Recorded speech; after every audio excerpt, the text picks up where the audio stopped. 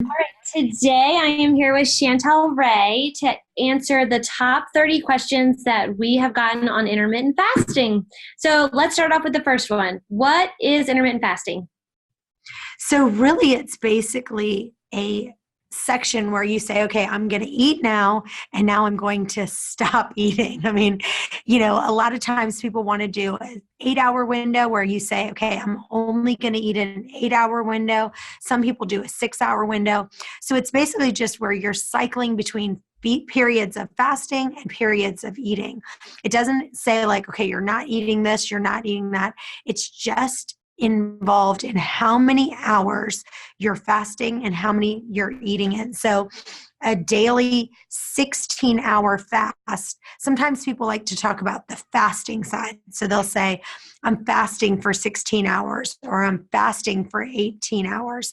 And a lot of times people want to say, no, I'm eating for 8 hours or I'm eating for 6 hours. I personally like to say, how many hours I'm eating in versus how many hours I'm fasting. What about you?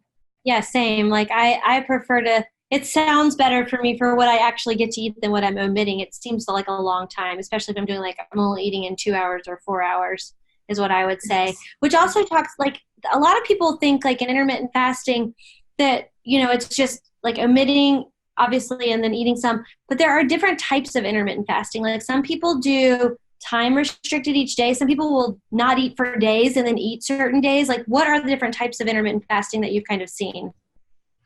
Yes. So the first one that I've seen as kind of different than the regular one is where someone says, okay, I'm going to do a 5-2 method, where that's saying that, which I'm against this method, but basically what it's called is where 5 days of the week you just eat kind of normal, but then 2 days you're still eating on those days, but you're only eating 500 calories on 2 of those days. And so it's just called the twice a week 5-2 method, which I'm totally against because I'm totally against counting calories. Yeah.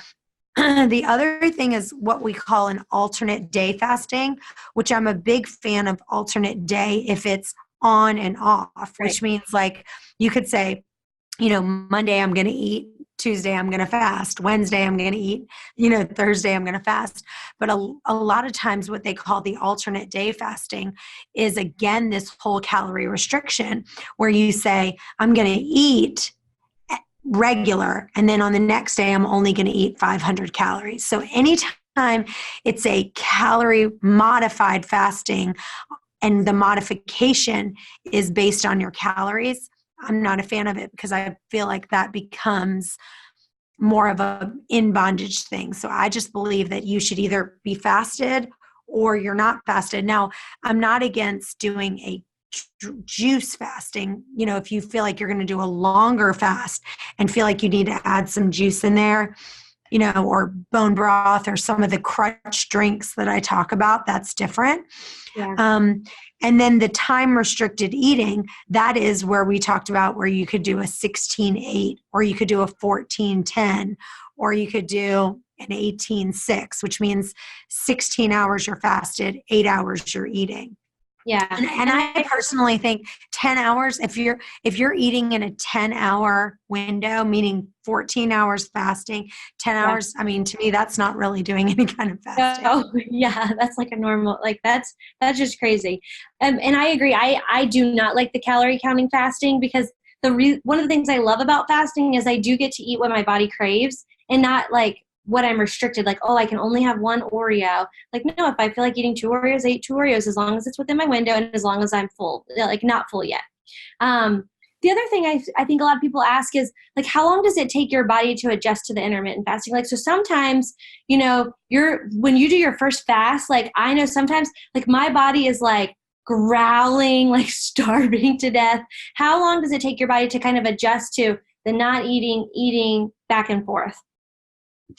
Yeah, I would say that it's probably different from each person, but I would say a couple of weeks.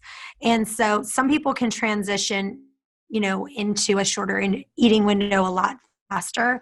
But I would say usually at most, I would say hopefully within 2 weeks, you've kind of gotten more fat adapted.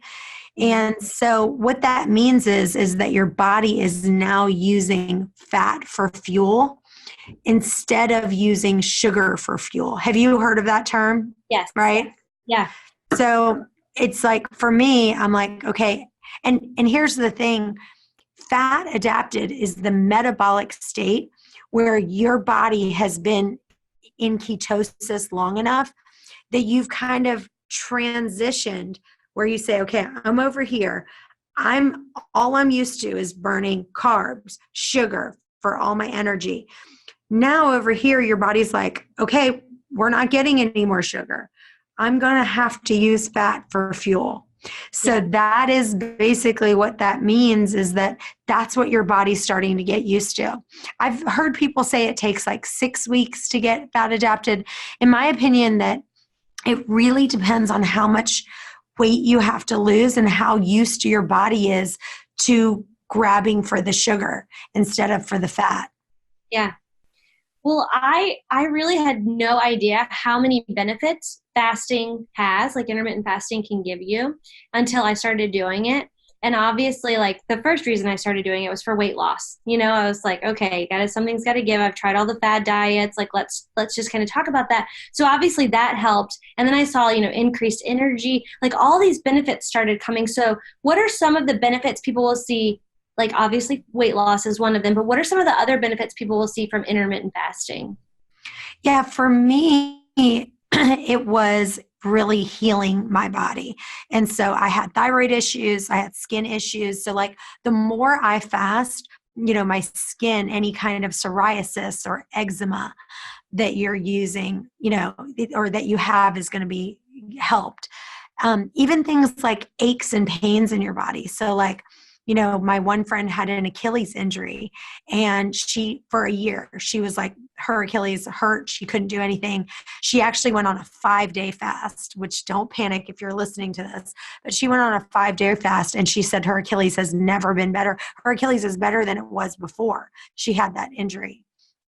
So it's really a matter of just massive, massive amounts of healing. I think increased, you said weight loss, but besides weight loss, it's increased fat burning. Mm-hmm. And so it's because your body doesn't have the sugar. So besides a regular, some kind of diet, it's massive amounts of fat burning. The other thing is lowered blood insulin and sugar levels. So before I started doing fasting, I would wake up in the morning and I would check. I was actually pre-diabetic. I was like pre-diabetic. So I'd wake up in the morning and I would test my blood sugar. My blood sugar was at like a 99, 98, 99 almost every morning when I was waking up. And if you're 100 or over, you're 100 to like 120, you're considered pre-diabetic. So I was right on that borderline of being pre-diabetic.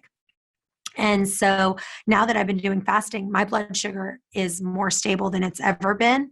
And my blood sugar is, when I wake up, is around more like the 70 or 80 mark, which is phenomenal. So it can reverse. I've seen people who it's completely reversed their type 2 diabetes. When I fast, the more I fast, I feel like it improves mental clarity, concentration. What other things inflammation. That's a big one. I would say inflammation. A lot of people talk about that. I'll tell you the really strange thing, and this was hard for me to wrap my mind around. And then when it started happening, I actually had more energy when I wasn't eating. And I think what I found was, when I was eating, when I shouldn't have been eating because I wasn't really hungry, my body didn't need the fuel, I was so tired all the time. And when I stopped eating when I wasn't really hungry, I actually had so much more energy. Like, I was like, this is so crazy. I'm not eating, but I have way more energy. So that was something I noticed that happened to me when I started doing it. And I know, like, a lot of people listening about that are first hearing about intermittent fasting, they say, like, won't I just get really, really hungry if I start skipping meals? And then I'm going to eat a whole lot more. Like, this doesn't make any sense to me. And I know I was very skeptical at the very beginning. I was like, there is no way I am not eating, skipping a meal or whatever. So what would you say to people like that are just like, are you kidding me? Then I'm just going to eat more food. Like, this is not going to work for me. Yeah. I mean, it's like, you're skipping meal. You're not skipping meals to deprive or punish yourself. You are skipping a meal because you're fasting. And, the thing is there's so many benefits to it. And I think that people are like, the biggest thing I hear is they're like, I'm going to be hungry. And they're like panicked, like, oh my gosh, if I'm hungry, like call 911, And one of the things I love to do is interview people who've been thin their whole life, don't have bondage to food. And we just went out to lunch with Catherine Muldoon, who was Miss Virginia. And I have an interview of her, and she says, her exact words are, I love being hungry because I can literally feel the fat coming, like eating at my body. So it's like, she's excited. She's like, oh, I'm hungry. Guess what that means? My body is burning the fat. And so she gets excited. So it's that difference of mindset. Here, this guy over here is like, oh my gosh, I'm hungry. What are we going to do? Call 911. And here over here, she's like, woohoo, I'm burning fat. And so that's what it is that kind of mindset where you're saying to yourself, this is a good thing. This is not a bad thing. And the whole thing is if you start looking at that laundry list that we talked about earlier of why it's so beneficial and how your body loves to fast, that your body needs a break. Everything, if you think about it, like when I'm starting to get too tired, I realize I'm just like the phone. You know how when your phone doesn't work and it's like bogged down? What do I always do? My very first reaction is to shut it down and then reboot it. And that's what fasting is. It's a shutdown. Your body constantly getting food is insanity. And doing, 24-hour fast, 48-hour fast on a regular basis is magical for your body. It truly is. And, I get annoyed. I have a friend of mine who is like, well, I just can't do more than a 24-hour fast. I will just melt down. And so sometimes I have to say to her, what? You will get through this. Like, you will be fine. This is a good thing. And you have to know your body. You have to know kind of when enough is enough. But at the same time, you also want to push yourself. You want to push yourself to a little bit more, stretch yourself and say, you know what? My body, this is when my body cleanses. This is when it reboots. This is when it shuts down and comes back up. Yeah. Now, I know one of the things that I had was a big sticking point with me and still kind of is I like to have coffee in the morning. And I don't eat breakfast, obviously. I was never a breakfast person anyway, so that was an easy one for me to push my window till a lunch and dinner, or just a lunch or just a dinner type of thing. So can people drink liquids? Like if they love coffee in the morning, or whatever during the day when they're not eating, can they have liquids during that fasting period? Yeah, absolutely. But what we suggest is to have either water, plain or carbonated water with no calories, or coffee or black tea. But you want to try to consume it without any added sugar, cream, milk, and that sort of thing. Before you freak out and say, that's because a lot of people go, I'm going to stop you right there. Like, if I can't have my coffee with cream and sugar in the morning, then I'm done, or they'll say, if I can't have my coffee with cream, I'm done. And so I want you to tell your story, because I tell this story about you, about the tea, because how you used to have sugar in then you moved to Splenda, then you moved to nothing. Can you talk about that? Yeah. So, I used to I was like, I cannot drink, I would just get sweet tea or half sweet, half unsweet tea. And I was like, there's no way I'm giving this up. That is nasty. I'm not going to drink that. But then what you kind of coached me through was then I'd stop drink, or I would basically went from sweet tea to unsweet tea, and I'd put Splenda in. And then I went from Splenda to stevia in the raw. And then I just would put a little bit in, and I just each time just put a little bit less until the next thing I knew, I was drinking it with nothing in it. And so I was just drinking unsweetened tea. And it's because your taste buds acquire it. I'm actually doing I'm doing that right now with creamer. I went from Starbucks to, I make it at home, and I used an almond creamer, but it still had sugar in it. And so I bought my last creamer, and I was like, I'm not buying any more creamer. So each day I put a little bit less creamer, a little bit less creamer. So eventually I'll be able to drink my coffee black. It's just a matter of getting your body accustomed to it, because you don't need it. Your taste buds will change and they will adapt to it. You only think you need it. So you just have to change your body's mindset, because you really can drink it without it. It's just a matter of, you're telling yourself a lie saying I can only drink tea if it's sweet, or I can only drink coffee that has creamer in it. I get it. You enjoy it. Like some people are like, this is my thing. I love it. But you can work yourself through that. And I've done that. I'm currently doing it right now with coffee, because that's my last sticking point, was the coffee. But one of the things go ahead. No, you go ahead. Yeah. First, I want to answer this question, because a lot of people ask, are there any drinks that you should avoid during, when you're fasting? So again, I cannot stress enough about the coffee situation, because I've seen people, even my husband, who have transitioned. Now he doesn't drink it all the way without cream, but he's reduced his creamer. And that's the key, is just to keep reducing that creamer, keep reducing that sugar until you can get it all the way to black. And then some people, I'm going to be honest, they'll have this much creamer and it's not going to kill you. Is it the best choice? No. Are you still in the fasted state? Technically, no. But will you still lose some weight? Yes. Will you lose more if you get rid of that? Yes. Right? Right. But people ask me, can you drink diet soda while you're intermittent fasting? Well, even though diet soda is technically free of calories, it has aspartame in it, which is terrible for you.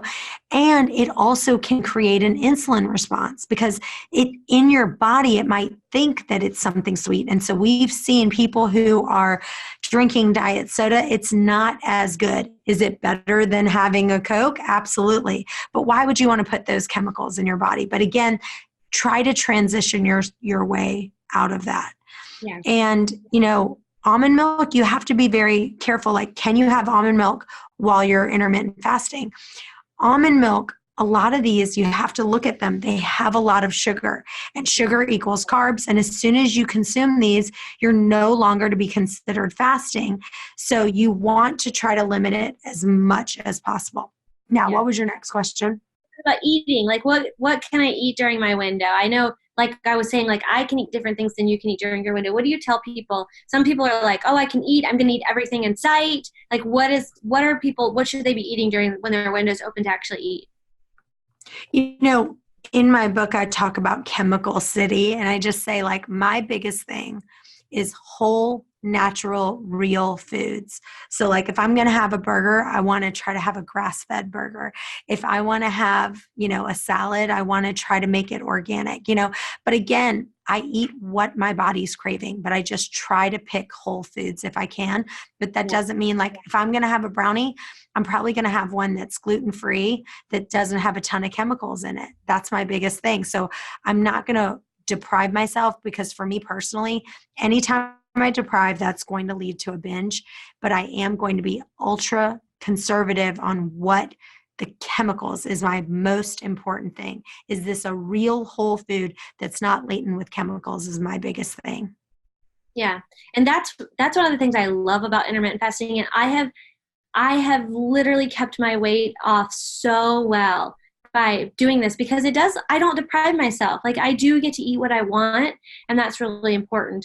So a lot of people will say, okay, so we kind of talked about that a little bit, like after they're coming off a fast, and I think this really like pertains to long fast, right? So your everyday fast, you're doing it, if you're only eating in 6 hours each day or 4 hours, but some people like you, I think you've done a lot of longer fast. When you're coming off of a fast, what do you eat after that intermittent fast that you've done? I try to make, like, I'll have a smoothie, I'll have like a fresh made fruit, or I'll have vegetable juices, I'll have bone broths, soups, lots of things that that are even cooked vegetables, like even starchy veggies like potatoes, I usually do fine with. I don't eat a ton of meat right when I'm getting off a longer fast. Now, if I'm doing an intermittent fast where I'm just doing 8 hours or 6 hours, even one meal a day, I'm eating whatever I want. But I'm talking about, I have to do a 48-hour, or really for me, because I've done so much, I don't really watch what I'm coming off the fast with unless it's been longer than a 48 hours. But that's only because I've done so many. For most people, I say, once you've done a 24 hours, be a little bit more careful. But most people are fine after 24 hours. It's really once it's been 48 or really more like 3 days that you really want to kind of pay more attention to it. Yeah. Okay. So this is a really hot topic right now. So growing up for many, many, many years, people have literally said, breakfast is the most important meal of the day. And so this is a really, really hot topic right now because people who do intermittent fasting typically skip breakfast. And so a lot of people want to know, isn't it unhealthy to skip breakfast? Like, shouldn't I be eating that? Everyone has always told me this is the most important meal of the day. Yeah, and it drives me cuckoo when people say that, because the person who basically said that breakfast was the most important meal of the day is Kellogg's, who created the cereal. And so of course for them, their big advertising campaign is, hey, because a lot of times I think when women started going back to work, it was like they didn't have time to, make like eggs and bacon and stuff like that. And so that's when it was like, well, breakfast is the most important meal of the day. If you don't have time to make eggs and bacon in this huge breakfast, just have a quick bowl of cereal, but you don't want to skip it. And so I think that we've proven that, like for me, I'm a walking testimonial, right? And anyone who's done intermittent fasting and had great success, they will say to you, my body's healthier, I feel better, right? Like, wouldn't you say that? Like, you don't need a study or you don't need anything else. Like, do it on yourself. Like, see how you personally do.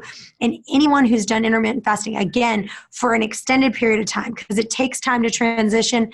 I didn't lose any weight for 3 weeks. I didn't lose 1 pound for 3 weeks. All of a sudden I lost 6 pounds. I just stuck with it because I could have been like, this is just not working. Yeah. And so I feel like the best thing to do is to look at walking testimonials who like, my skin is better. I feel better. I've lost weight. So how could you tell me that that's the most important?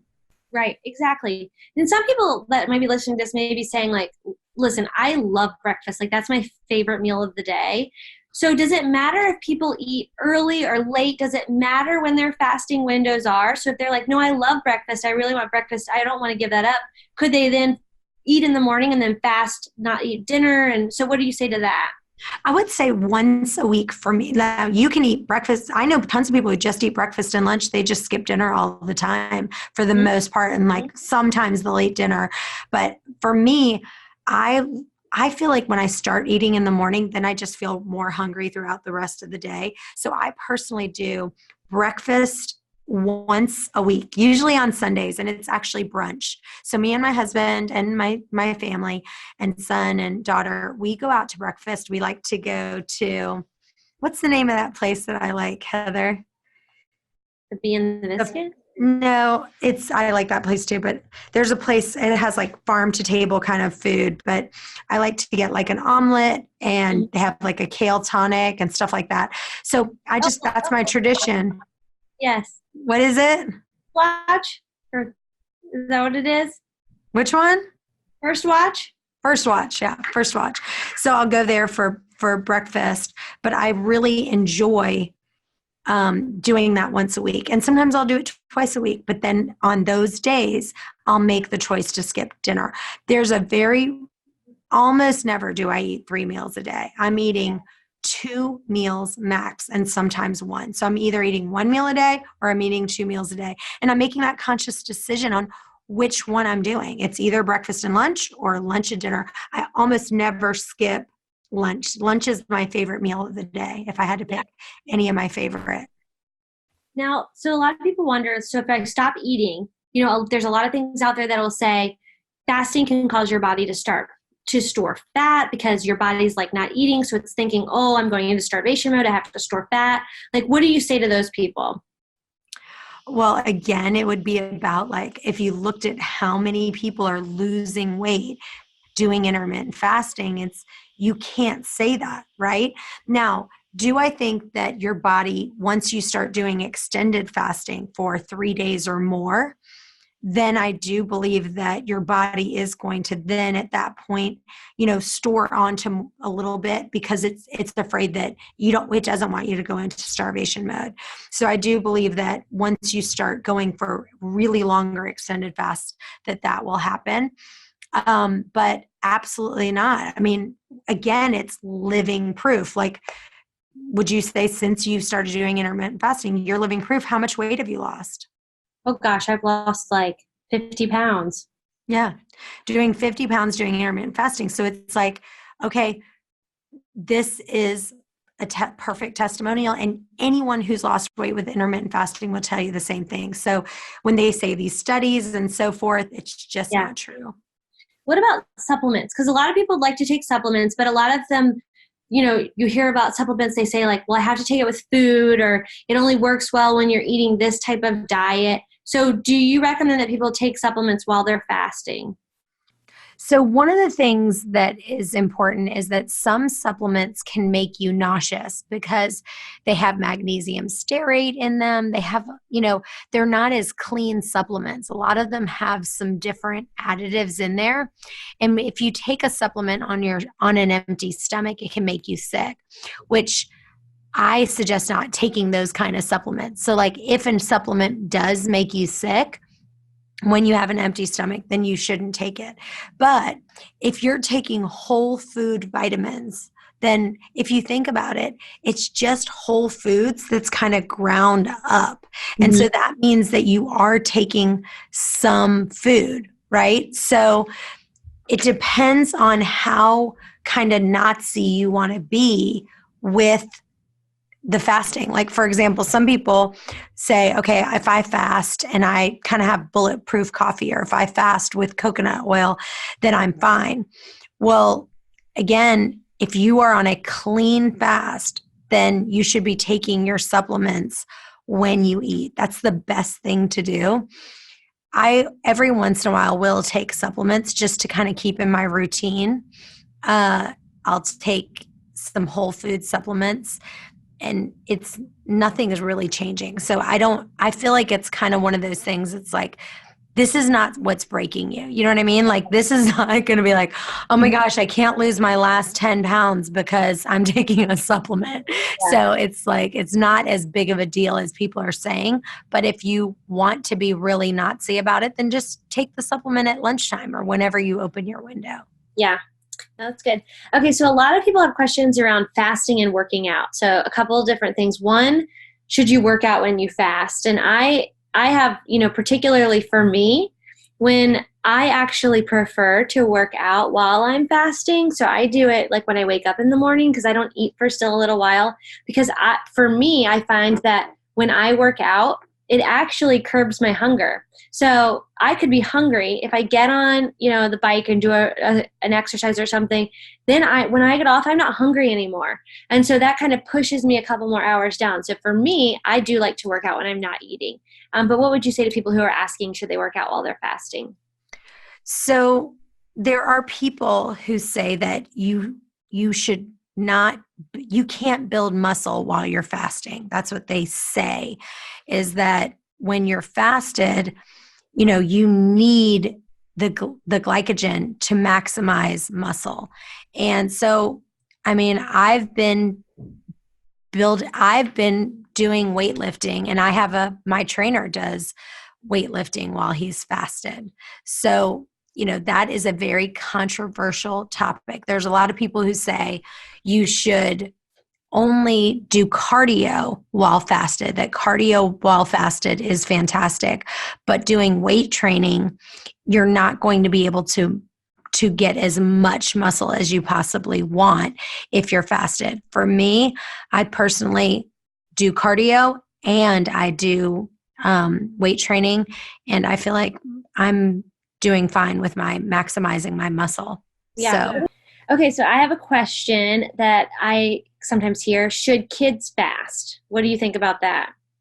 So my son is so funny because he has heard me talk about my book so much about intermittent fasting. And so in the morning, sometimes like I'll make Kyle breakfast. So he loves fruit in the morning. And so he almost has fruit most days. But some days I'm like, are you sure you don't want anything to eat? And he'll be like, Mom, I'm intermittent fasting. I don't need breakfast. And so he'll like throw little things back in my face about my book.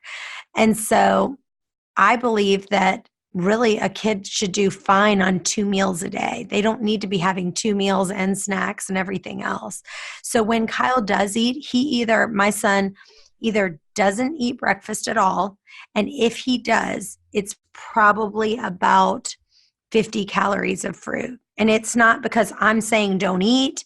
It's not because he's eating what he wants. Like I'll put some fruit out in front of him. I could put waffles. I could put this.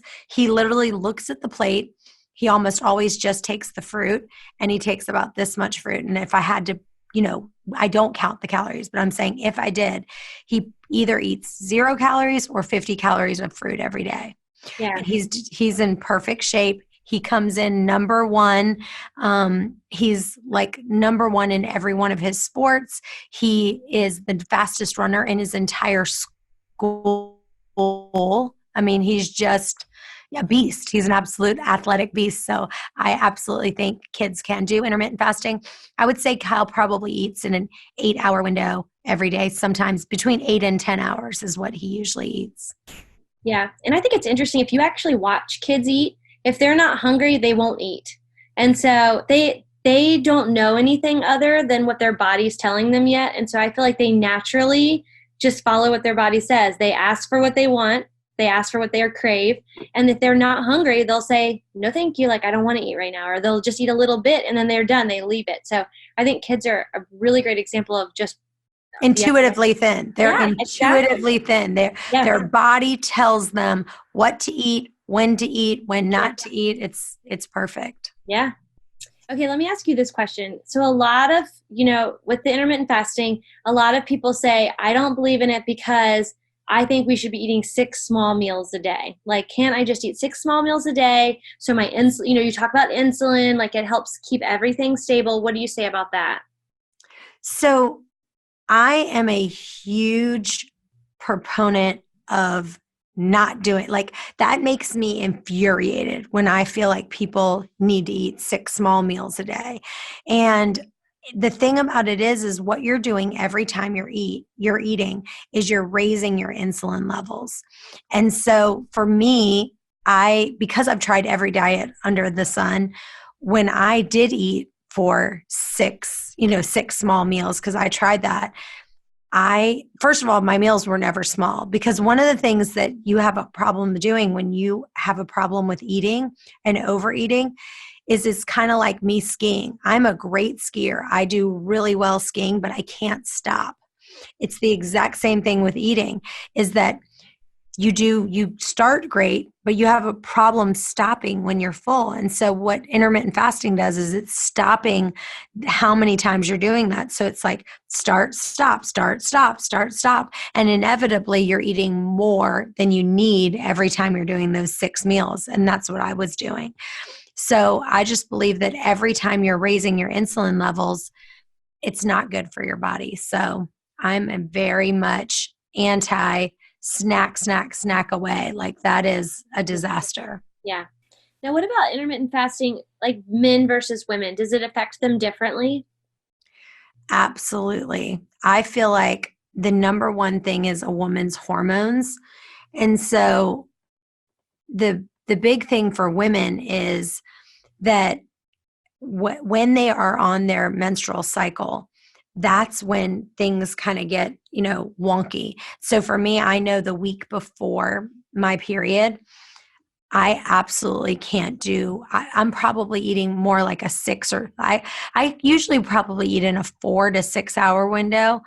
And when the week before my period, I'm doing either a 6 or 8 hour window. And the amount of food I'm eating is a lot more. And I've seen, just from my experience, I see men who can eat in an 8 hour window and they are shedding weight like crazy. For me personally, when I did an 8 hour window, I lost 0 weight. I did not start losing weight until I started doing more of a 6 hour eating window or less. So I believe the amount of time is is longer for men than it is for women. I've seen women, their window needs to be a little bit shorter in order for them to lose the weight that a man can. Yeah. Well, talking about windows, like how many calories should we be eating in that intermittent fasting window? And should we be doing the same fast every day? I think that it's really important to kind of change it up. Like I said, every once in a while I'll have breakfast and lunch. Sometimes I'll have, lunch and dinner. I think it's important to kind of mix it up a little bit to kind of give your body, and sometimes throw in some 8-hour. If you're used to doing 8-hour fast, sometimes do an 8-hour fast, then turn it around and do a 1-hour fast, but a 1-hour eating window, a 24-hour fast. So just kind of really changing it up, I think works really well if you're trying to lose weight. So I guess the biggest thing is, what's your goal? Are you trying to lose weight? Are you trying to have autophagy? Are you trying to heal your body? But I still think changing it up every once in a while, it's kind of like going to the gym. If you go to the gym and you're doing the exact same thing all the time, your body gets used to it. And I don't like that portion of it. Yeah. But I also think consistency is good too, because I would say, 5 days a week, I'm doing the same thing. And then 2 days a week, I'm kind of changing it up. So it's kind of a balancing act. What about you? I struggled with that at the beginning because I remember you asking me, well, what is your eating window? And I was like, oh, it just depends. And you're like, there's your problem. Like, you need to get in some type of consistent schedule. And I do change it up throughout the week, but I try to stay consistent Monday through Friday. And then I have a different one for the weekends. And that really helped me, because when I was just like, oh, today I'm doing, breakfast and dinner. Tomorrow I'm doing, it was just, next thing I knew, I was eating all day long. Like, I couldn't get in a good pattern. And we're back. I look a little different because I spilled on my shirt and I've had to change. So let's get back to our fasting questions. Okay, so the next one is, should I fast every day? What do you think, Chantel? So if you think about it, everyone fasts every single day, right? Because it's like, if you think about it, that you're not eating 24/7. So everyone's fasting at some point. It's just the amount of hours that they're actually fasting. So for me, I personally would say, I can't think of a day in the last 2 years that I've eaten in more than, so my eating window was longer than 9 hours. I would say 80% of the time I eat in a 6-hour window. I'd say maybe another 10% I eat in an 8-hour window. And then maybe in another 10%, I ate in a 9-hour window. And that's probably pushing it. That's like probably to the extreme, because there's very few days that I'm eating more than 2 meals in a day. So if I'm on vacation, if I'm out of town, I would say, and lately I would say I've been traveling more. So I'd say maybe I'm pushing it to a 9-hour window. But that's not most days. And so most days it's either I'm eating in a 1-hour window or I'm eating in a 5 or 6-hour window. So, but if you think about it, when people say, should I fast every day? You are fasting every day because you've got to sleep. So when you're sleeping, you're fasting. So it just is a matter of how much. What about for you? Yeah. I would say, gosh, I don't know when the last time I would have eaten, more than 8 or 9 hours. It's just, I kind of just compact it all in and do it in, most of the time, 4 or 6 hours, I would say. Most of the time I do eat, 2 meals a day. I rarely will eat 3 meals a day just because I'm not a big breakfast person. So it's not something that I really want anyway. So yeah, I think it's easy, especially set even when I'm doing a 9-hour window, a lot of times I might be doing a 9-hour window, but I might have done breakfast and dinner. So right. Like, that's what I was saying is like when I'm on vacation, let's say I was like, you know what, I do love breakfast food. So I just am not usually hungry in the morning. So let's say I'm on vacation and now we're going to do brunch around 10. Yeah. So they'll have like a breakfast buffet and they're open until 11. So I remember when I just went with my husband to Florida, we ate brunch around 10 a.m. and then we probably ended and had dinner around 6. Right. So we probably finished dinner around 6:30. So if you think about if I started at 10 and ended at 6:30, that is an 8.5 hour window. Yeah. So again, I still only ate 2 meals, and I probably had a snack. Right. So I probably had something in the middle there where I was like, he might have gotten some fruit or something, and I might have picked at something, or my son might have got something and I picked at it, but I wasn't eating a meal. Right. Yeah. Okay, so this is a good one, because I know you talked about it a little bit earlier, and I know I experienced the same thing. When you first start fasting, you sometimes feel like you're not losing any weight. And so a lot of people want to know, like, how long do you have to fast before you start burning fat? So that question is, how long do you start burning fat, is really about when did you last eat and how much did you eat, right? Because it's all about, my body is going to be going and looking for fuel. And so if it's got fuel in your stomach, it's not going to go to the fat. And so that question is almost impossible to answer for any person, because you want to get to the point where there's nothing in your immediate stores. And the example I give people is, it's like, if I have $100 in my pocket, I'm not going to then go to the bank if I need to buy something that's $80, because I already have it. It's like, it's easy, right? I can just hand you that money. And it's the exact same thing with your body, is that if you just ate 5 hours ago and you haven't burned all that fuel up, now all of a sudden my body's going to be like, okay, I'm going to go right to my stomach or right to my glycogen stores to get that. But if I haven't eaten in 24 hours and I've already used all that, then it needs time. So it's a really difficult question to answer.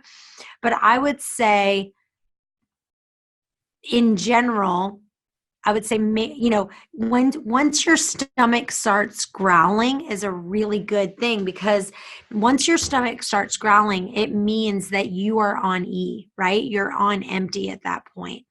And so, typically our body stores like 1 day's worth of glycogen. So after about 24 hours of glycogen, you probably are looking at, okay, it's probably used that up. So I would say in general, 24 hours, maybe 30 to 36 hours, most people have burned most of what they ate. But again, if you just completely binged out, then you had like 2 full pizzas. Yeah. After 36 hours, your glycogen stores might not have gone to empty. Yeah.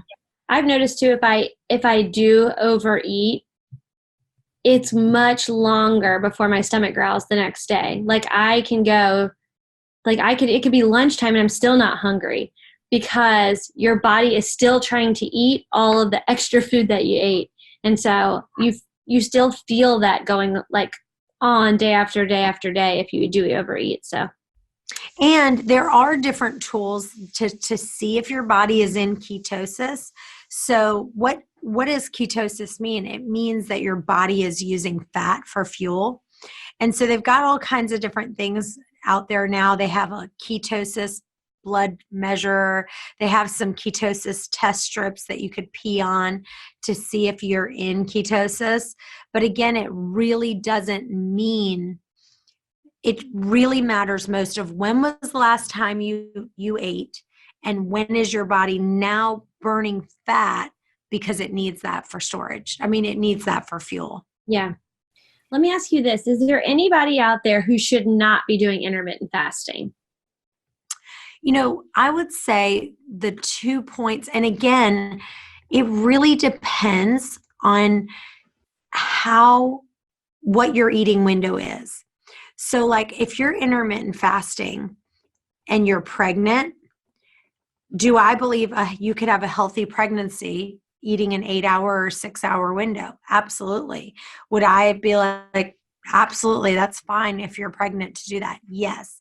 Now, would I recommend doing intermittent fasting, a one meal a day for someone who's pregnant? Probably not, because, you don't want to overeat and you want to make sure that you're getting enough nutrients for the baby. And so I would say, could you do an 8-hour window? Absolutely. Could you do a 1-hour window? I wouldn't recommend it. And you want to really, really listen to your body. And so when your body's hungry, you want to make sure that you're feeding it, especially because then the baby's hungry. And so that would be one area that I would say, yes, I would do intermittent fasting. I would probably extend my window out to, an 8-hour window if I was pregnant, maybe even a 9-hour or 10-hour window. Yeah. If I was breastfeeding, I remember when I was breastfeeding my son, I was ravenous. Like when I say ravenous, you couldn't put enough food in front of me. I wasn't that hungry when I was pregnant. When I was pregnant, I only gained 28 pounds and I was very nauseous all the time. So I just wasn't a big, I have friends that gain. My best friend, Sherry Darren, Heather's one of my best friends too, but Sherry gained 60 pounds when she was pregnant. And it was like ridiculous. Like she was just, she had really gained some weight, but she was packing in, she loves, what are those, Krispy Kreme donuts? Uh-huh. While she was pregnant, I'd watch her at one sitting eat 4 Krispy Kreme donuts. She would even eat 6 Krispy Kremes at one time. And I'd be like, oh my gosh. But I wasn't like that when I was pregnant. When I was breastfeeding though, I wasn't eating Krispy Kremes, but I was ravenous. So I don't see anyone doing breastfeeding that would want to do intermittent fasting. I would say if I would probably be breastfeeding, I would definitely be eating in at least a 10-hour window minimum because I was so hungry all the time. Yeah. What about people who are diabetic? A lot of people, that's a question, people want to know, my blood sugar, I have to keep it regulated. Sometimes it drops. And I have to eat in order to get my blood sugar to come back up. What do you say about people who are diabetic and intermittent fasting? So I'm going to talk about type 2 diabetes. I'm not going to talk about type 1 diabetes, but I know that right now we have proven evidence of massive amount of people who intermittent fasting has completely reversed their type 2 diabetes. And there's massive amounts of reports. Person after person who have lost weight, their blood sugar levels have improved significantly, and they no longer need to take their diabetes medications. I personally was pre-diabetic. I was ranged, my blood sugar levels when I would wake up when I was fasted was anywhere from 99 to 101. When you are in the pre-diabetic state, when you're in a fasted place, between 100 and 120, meaning what I mean by that is when I wake up, I prick my finger, I put it on the blood glucose monitor.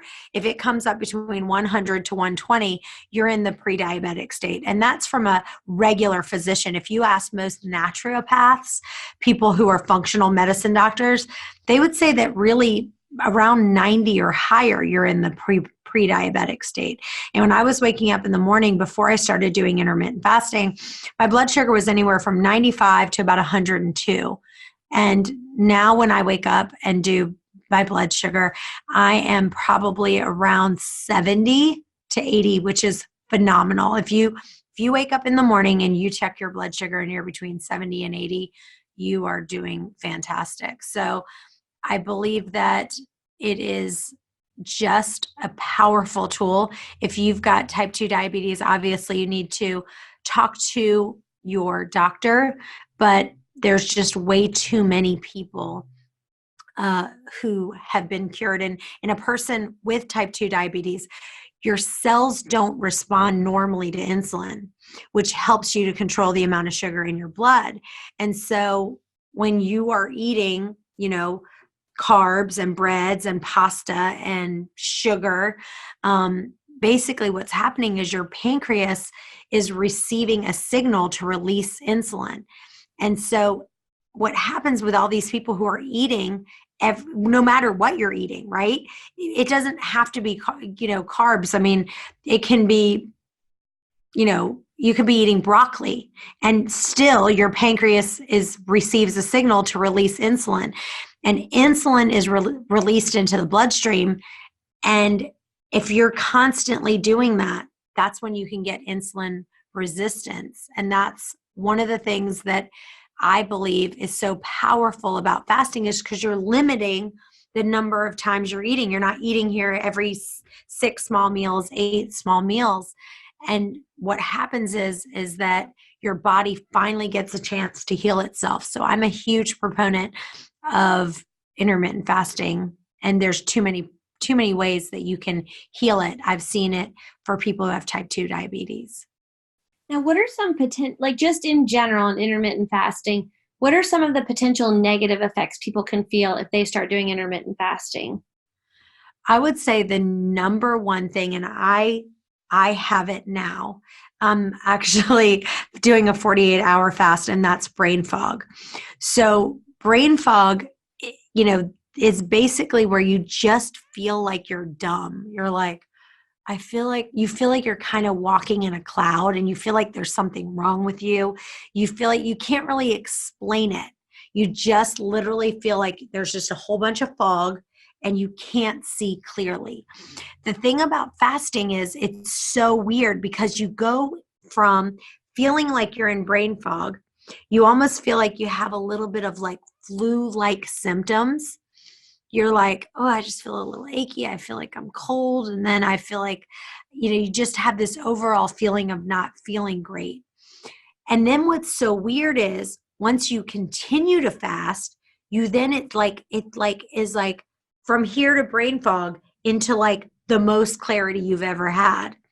And so that's what's so crazy about it. And one of the things I recommend for brain fog is to go exercise. And what happens is people are like, I'm fasting. I need to rest. I need to relax. And they're like, nobody needs to be doing vigorous exercise when you're doing a prolonged water fast. And so even some people who are doing intermittent fasting, they're like, well, I just need to relax. And the difference is that when you will notice a huge difference if you go out and go for a walk while you're doing a water fast. Now, I'm not talking about massive intensity. Like you don't need to go for a, 10-mile run, but a nice gentle bike ride, doing yoga. Yoga doesn't really help me that much. Yoga still keeps me in a brain fog. If I do walking, if I do a bike ride, if I just, do something light to get moving, I do really, really well. And I shift from that brain fog into clarity is the biggest thing that helps me. What about for you, Heather? Yeah, I agree. I would say exercising 100% helps. It just kind of revives you, and it just gets you kind of going again. And so I 100% agree with that, of how to deal with the mental fog. Now, what about, that's how you can deal with the mental fog, because you will get that. What about fatigue? Because a lot of people will say, oh, well, I'm so tired because I'm not eating and I don't have enough energy. How do you, I know for me, honestly, exercise helps with that for me as well. Like if I am fasting and then I get on my bike and then I start, after I've exercised, I actually have I feel like I have tons more energy. It curbs my appetite. That's what works for me. What do you say to people who say, "Oh, I'm so tired. I haven't eaten. I'm not eating for 6 more hours." How do they get past that? Yeah, I would say, just do 10 jumping jacks, 20 jumping jacks. Because you could do that anywhere, right? You don't need to go anywhere. You could just do those jumping jacks. The other thing is, when you are first getting into fasting, if you take a tiny bit, if you're at the point where you're like, I either have to give up my fast or I need to go ahead and eat something, I would first try doing water with a little bit of fresh squeezed lemon or fresh squeezed lime, a little tiny bit of fresh squeezed orange juice. I would take an orange and just squeeze it in there. I'm not talking about an entire glass of orange juice. I'm talking about a half of an inch on top of your 8-ounce water of a little bit of orange juice. I would talk about getting a little bit of pink Himalayan sea salt. I do this all the time. I'm like, I'm getting tired. I literally take the pink Himalayan sea salt. I take the shaker and put it in my palm of my hand and just lick it and do that. I'll do electrolytes will help me. I would say definitely, going for a walk, moving my body, just starting to figure out a way. Oh, I know another one is figuring out a way if you can poop. Like, because sometimes when you're getting really tired, you've got stuff. If you can give yourself a little bit of a belly massage, start massaging your belly, get a squatty potty and like put your feet up, right? And see, you can like put your legs and kind of move them in towards your chest. Start doing some yoga poses and see if you can get, because a lot of times why you're tired is because you've got those toxins inside of you, and figuring out a way that you can try to get some of that out will help as well. What about while you're intermittent fasting? A lot of people, they want to eat keto or they want to eat paleo. Can they do the intermittent fasting and still do like the keto plan or the paleo plans within their intermittent fasting windows? Yeah, I mean, you literally can do any diet that you want when you're doing your intermittent fasting. And the nice thing about doing intermittent fasting is that you don't need to. So I'd love for you to share your story. I mean, you are not you eat, you eat whatever you want. So talk about that for a minute. Yeah. So for me, the reason I couldn't do keto, I couldn't do paleo, for me personally, because I love bread. I love, eating pasta or pizza or tacos. Tacos are my absolute favorite thing, like your son's. And so for me, giving that up, I was constantly deprived of it. And so when I didn't have it, then I was like, all I thought about was eating the bread. And eventually I cracked and I'd eat the bread. But I didn't just eat the bread. I ate the whole loaf plus 3 others that I've been saving up. Like, cause I'm like, I deserve it. I've not eaten it for 3 months or whatever. So for me, when I did start doing intermittent fasting, I honestly listened to whatever I'm craving, that's what I eat. And that, because then I'm satisfying what my body wants, but I'm just stopping before I'm full. And then I have no deprivation. I don't sit there and be like, oh, I wish I could have the Snickers bar. Like literally I can eat, if I'm having, like, say I want something sweet, what I like to do is I'll have peanut butter M&Ms and I'll pour out like 5 or 6 of them. And then I fold the thing back up and I staple it. And then I put it in my desk because then I'll have some more the next time I want it. And I eat those. And then it's like, it satisfied my craving, but I can eat it. Like, it's not like, oh, I can't have that. Or I don't watch people eat and I'm like, oh, I wish I could eat that. For me, that's what worked for me. I eat what my body craves, whatever it might be, whether it's tacos, Chinese, pizza, or a really healthy salad, whatever I want, that's what I eat. And it helps satisfy me. So for me, that's what's worked. And I believe 100% that deprivation is the reason behind binge eating. And when you deprive, you're going to binge eating. And that's why dieting is the number one reason why someone binge eats. And so people who diet, you know who I'm talking about. There's a girl that I hadn't seen in a long time. And I told her, I couldn't believe it. I guess it'd been 6 months and I think she'd gained about 100 pounds. She looked absolutely almost double the size that she was than the last time I saw her. And I said, she's like, oh, you look great. And I was like, thank you. And she's like, are you still doing the intermittent fasting? And I said, of course. And she said, well, the only thing that works for me is the keto diet or the Atkins diet, low carb. And I'm thinking to myself, look at you. You've just gained 100 pounds in 6 months. And what she did was, she kept doing keto. She would lose weight, then she'd gain a little more. She'd lose weight, and then she gained a little more. She'd lose weight, and then she gained a little more. Well, guess what? She'd gained 100 pounds. And here's the thing. They don't ever blame the diet for this behavior. Mm-hmm. They blame themselves and lack of willpower. Yeah. But what they don't understand, it's not lack of willpower, but it's the dieting themselves and the imposed restriction that drives the binge eating. Yeah. And so it's like, do you see how she did not see that? And she, out of her own mouth, said, the only thing that works for me is the keto diet. And I'm thinking, no, this does not work for you. I just saw you 6 months ago. You've gained 100 pounds. Why do you not see that? Yeah. And that's exactly the reason why, because dieters will never blame the diet for this behavior. They blame themselves and their lack of willpower. Yeah. And so if you get to the point where you say there are no forbidden foods make you, and I will tell you an area, I have no forbidden foods for me, except for gluten is a forbidden food for me because I feel so terrible when I have it. Here's what happens though. Every once in a while, I do go ahead and give in and I'm like, oh, I'm hungry. I'm just going to have this gluten. It is what it is. I'll just go straight to sleep. Well, the problem is that when I do eat gluten, I always end up overeating. And it's because that is my like one forbidden fruit that I don't allow myself to have because I feel terrible when I eat it. But it's kind of like, it's known as like the Last Supper syndrome, right? Like you literally are like, this is my last supper. I'm never going to have this again. And so you have this terrible cycle where you go, I feel deprived, then I'm going to overeat, then I'm going to binge, then you feel out of control. So then you start dieting to gain control again. Then you feel deprived, and it literally creates this horrible cycle, and it's just out of control. And then you feel like, oh my gosh, no one's ever explaining this to people. Yeah. Yeah. No, it's so true. And I agree. And I hate when I see people say, oh, I can't, I'm not eating carbs. And I'm thinking, well, that stinks because you could be, and you could be really healthy while you're just eating it in moderation. Okay. So this is a big one for me because I'm starting to enter the age where, anything I can do to not look older, I'm like, let's talk about it. So does intermittent fasting slow aging?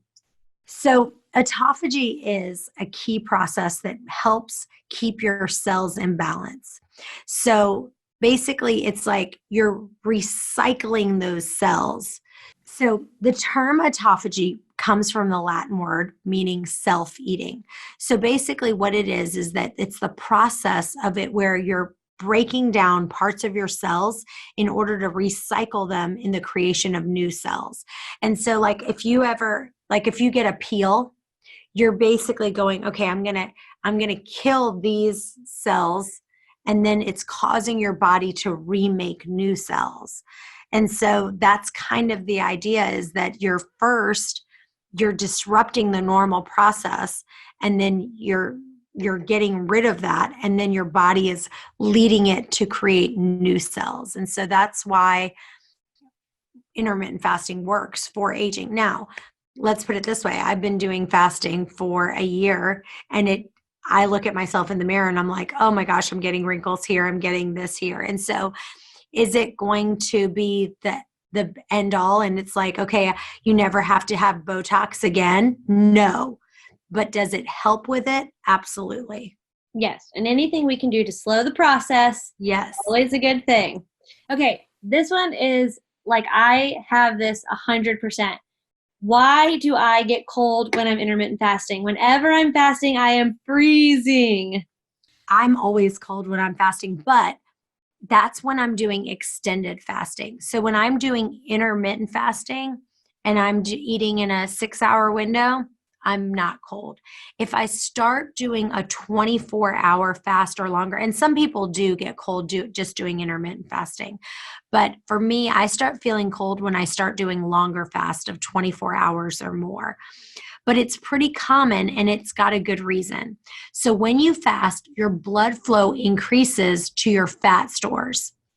So it helps to move fat to your muscles where it can be burned as fuel. So when your blood sugar decreases, it can make you more sensitive to feeling cold. So like, obviously, if your blood sugar is dropping because you aren't eating any food, then you're going to be colder. And so the cure for that, you want to start taking hot tea. I love to take really, really warm showers. I take warm baths. I just wear more clothes. And then just have blankets around so you can kind of snuggle up. Yeah. But you are going to get cold when you're doing longer fast. And I love the hot tea because it also helps. It kind of helps curb my appetite too. So not only does it warm me up, but it does help my stomach feel like it's getting something, even though it's just like unsweet. warm tea. Okay. Well, let me say one thing on that, because, you know, my one girlfriend who's very, very thin she says that she has 5 cups of hot herbal tea a day, like at least 4 to 5 cups a day. And the thing is that she says she says she would be 10 pounds heavier if she didn't have that hot tea. Because as soon as she starts feeling a little bit hungry, her go-to is getting that hot tea. And it just keeps her kind of calm. Yeah. And so it's not her first step. Instead of running to food, it's running to hot tea. And then if she's still hungry after that, then she's making the decision, okay, now I'm going to go ahead and eat something because I'm truly hungry. Yeah. Nope. I 100% agree with that. Okay. So these last couple are really, I think, special to you because you struggle with this. So should you intermittent fast if you have hypothyroid condition? Yeah. So I believe that the intermittent fasting has helped me so much with my thyroid. I would say that one of the things you have to be careful of when you're doing a longer fast is that your thyroid medicine, and even when you're doing intermittent fasting, your thyroid starts working better. And so you actually need less thyroid medicine. And so that's a problem, is that you might feel worse because you've got too much thyroid medicine. So if you're fasting, especially like if I do fasting for 2 days or 3 days, I have to cut back on thyroid medicine because your body can just perform at higher peaks. So you may want to bring your thyroid medicine to 3/4 of what you're taking or half of what you're taking. And if you're doing a really longer fast, you might not take it for that day or the next day. So you just have to talk to your doctor about it. I would talk to a functional medicine doctor, because if you talk to a regular doctor, they might just tell you don't fast at all, which is not the answer. So you just have to see how you're feeling. And, I wean myself completely off thyroid medicine from doing fasting. So you can either get yourself to the point where you wean yourself completely off, you can wean yourself back. And, I believe that I'm a walking, living testimony that you can really help heal your thyroid through doing fasting. All right. Well, Chantel, thank you so much for answering all these questions on intermittent fasting. And if they have more questions or want more information on intermittent fasting, where should they go? So we have an intermittent fasting group. So check out our Waste Away intermittent fasting group. I think it's called Intermittent Fasting Community Group. You can look for that. So join our Facebook group. You can also go download the podcast. I have 2 podcasts. One's called Waste Away through intermittent fasting, and one is the Fasting Resets podcast. So both of those have great information. And then also go to the Fasting Reset Summit.com. And that's where we had 46 guests talk about everything you could possibly want to know. And it's all about fasting. Yeah, it was so good. So good. All right. Well, thank you so much, Chantel. Thanks. Bye. Bye.